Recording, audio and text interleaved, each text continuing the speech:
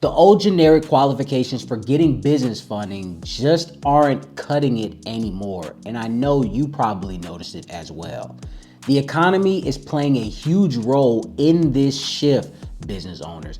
And if you're wondering why you keep getting denied, even with a 700 credit score, you're not alone. So let's go ahead and talk about why this is happening and what you can actually do to fix this situation so you can get the funding you need in the future so you can scale your business. So let's go ahead and jump into it. And without further ado, let's dive in. Hey guys, real quick, if you're an established business owner that's watching this video right now and you have damaged credit and you're looking to get the funding you need to take your business to that next level, what I'm gonna do for all of you is open up my hands-on How to Credit Start program where I'm helping all business owners repair their damaged credit, help you with the business credit, and show you the sequences to get you the funding to take your business and scale to that next level, just like my client did right here. Then what I want you to do is click the link below to sign up for the list so we can get you started and we can scale your business to the moon. Again, click the link below right now. It's totally free. But enough about that. Let's get back to the video. So first off, business owners, let's go ahead and address the elephant in the room, which is the current state of the economy. Because a lot of you don't really understand, whether you're a seasoned or startup business, you really don't understand how much this actually takes in effect if you're going to get approved or denied. Banks are being more cautious than ever when it comes to the funding process, all right? Business owner, you have to understand that your credit score isn't holding the same weight like it once did. While a 700 plus credit score is still very important, I'm not saying it's not. If you got a 650, you still got to get that above 700, things like that, to try to get the funding you're looking for. But understand that banks and lenders are digging way deeper than just your surface level of your credit score, okay? They're analyzing your credit utilization, which is why I tell people to have a 10% utilization or lower upon applying for any type of funding. Your debt to income ratio. Guys, understand that yes, you have to factor in your DTI. You have to. It's very important. Even unfortunately, if you have student loans on your personal income, sometimes some lenders still factor that in as part of your debt to income ratio because they're installment accounts. While a lot of other companies and banks don't, but you never know what that underwriter is going to utilize, because some of them understand that, okay, this is just a student loan.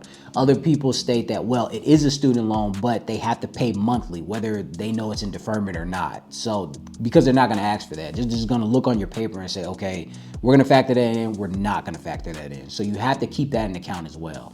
And the type of accounts that you actually have as well. So also a mixture. Just having a strong score won't cut it for the rest of your profile if it's weak or inconsistent, okay?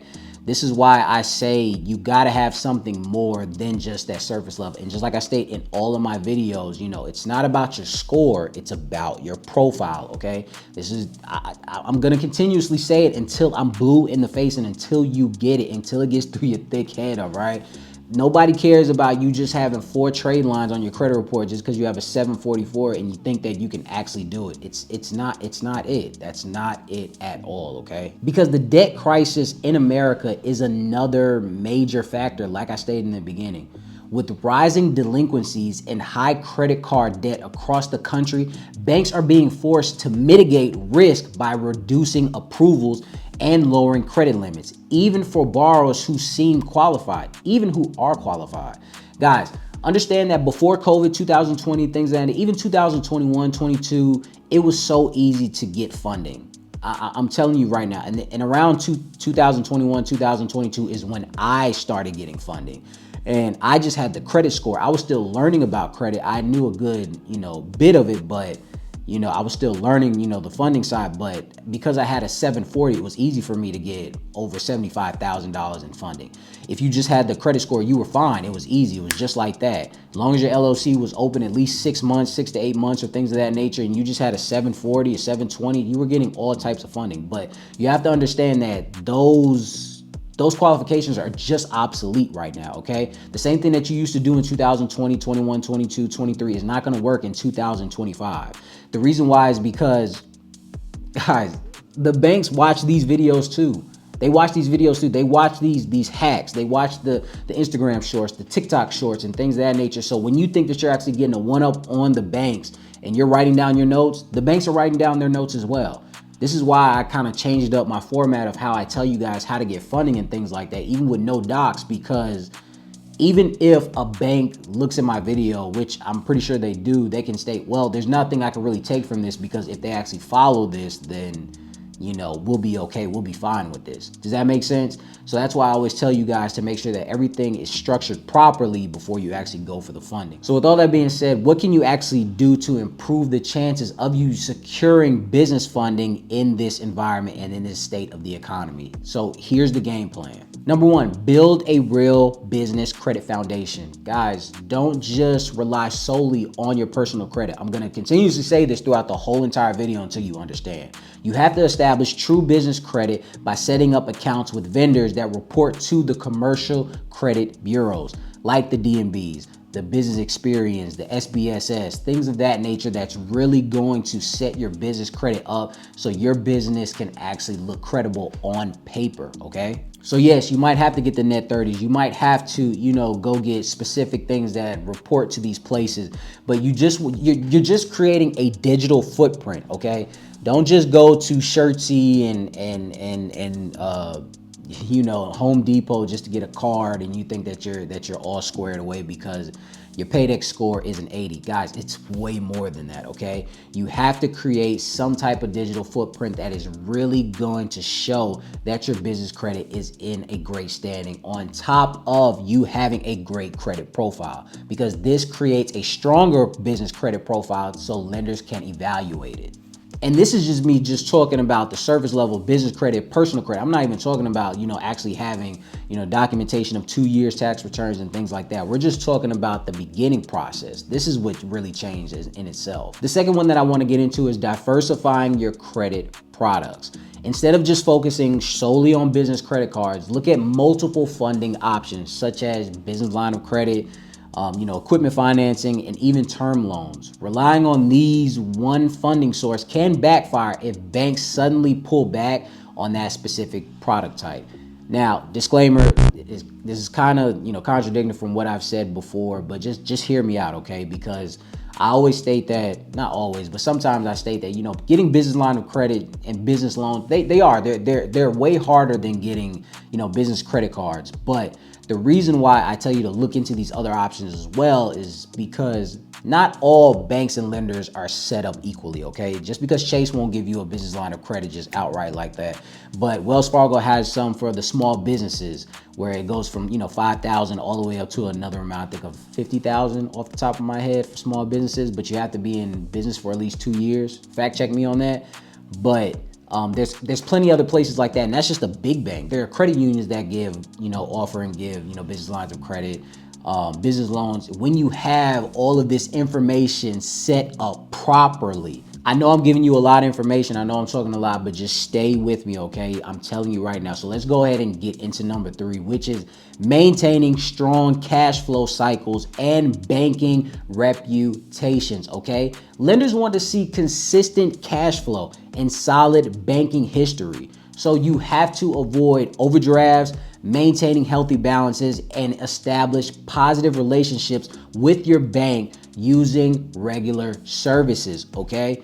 Now, let's go ahead and break this down. If you're having overdrafts with your business checking account and things of that nature, and you think that you're gonna get some type of funding in the future, you got another thing coming to you. And don't think for a second, well, I just did that with this credit union. Chase is never gonna find out, or KeyBank is never gonna find. Yes, they are. Because just like I stated before, they're using secondary lenders to pull your information. You think they can't find out if you overdraft on something? It's really easy for them to get that, all right? You do know LexisNexis has your report from what you've been doing since you were in high school, right? And depending on your age, that could have been a long time from now. So what do you think that these lenders can do on the business side? So you have to understand that. And also you have to maintain healthy balances. What do I mean by that? That means, look guys, just because that business credit card does not pop up on your personal credit does not mean that these lenders cannot see what you're doing on the business side. It's not totally invisible, okay?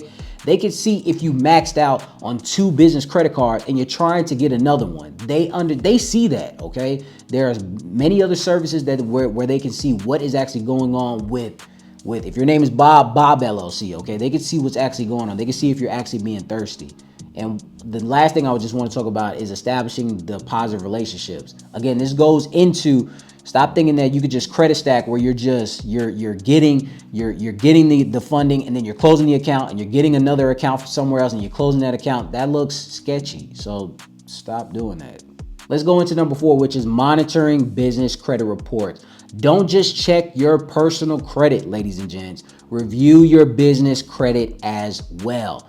Errors or outdated information could be costing you approvals.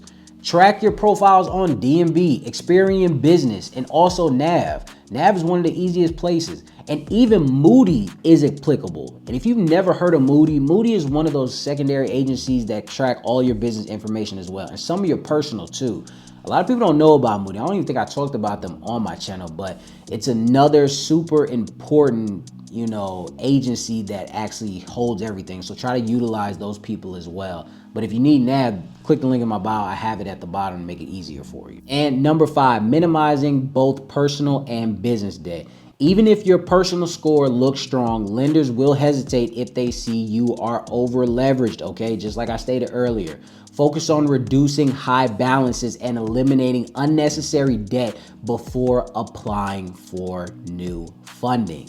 The old playbook does not work anymore. So you're gonna have to unlearn and then relearn, okay?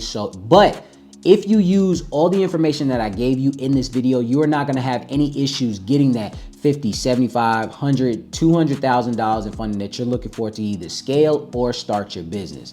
But if you have any questions, let me know in the comment section and I'll get back to you as soon as I can to help you out. I wanna thank you guys for stopping by. Now utilize all this information, all right? And until next time, ladies and gents.